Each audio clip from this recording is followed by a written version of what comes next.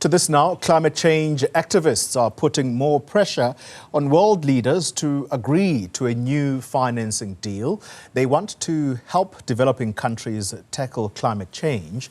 They protested outside and in the COP29 venue in Baku, Azerbaijan, to voice their frustrations with delays in agreeing to a plan. Newzroom Afrika's Mweli Masilela has more. Activists are calling on leaders of developed countries to do the right thing as negotiations continue at COP29. They want more funds to be made available for developing countries to capacitate them to deal with the impact of global warming. So here we're protesting the lack of adaptation finance, which is a key enabler for adaptation action.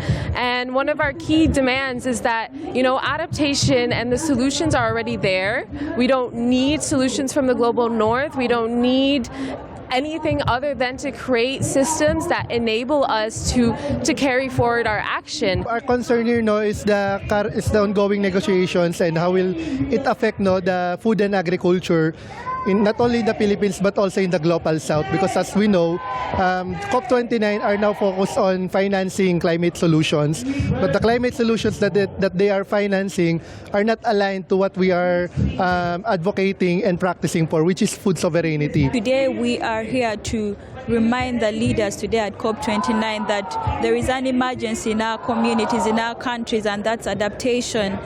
Our communities do not have enough capacity to adapt to the impacts of climate change. We have suffered from climate change for a very long time, and communities are being pushed to points even beyond adaptation. So there is an emergency right now to demand for adaptation finance, because there's still a very big gap. We cannot achieve a just transition if we do not provide an equitable and fair distribution of climate finance. South Africa maintains that it's in a position to influence decision-making at the conference. The country's chief negotiator at COP29, Masilela, is calling for a pronouncement soon. I've not seen the numbers, but we've been assured that the numbers will come. What we don't like is that they say the numbers will come last minute. You see, the last minute part is what we are not happy with, because if we know the number now, that will unlock many other issues that are still ongoing. But because of that, everybody is holding back a little bit to see how those NCQG discussions are going.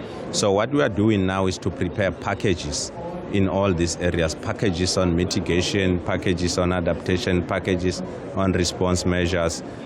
So when the number comes, then you can adjust those packages. Kekana says the continent is united in its approach. Africa is always united. Remember, South Africa is part of the Africa group, and we assist the group with a lot of areas where we lead. Those areas, be adaptation, be finance, we lead these thematic areas within the Africa group.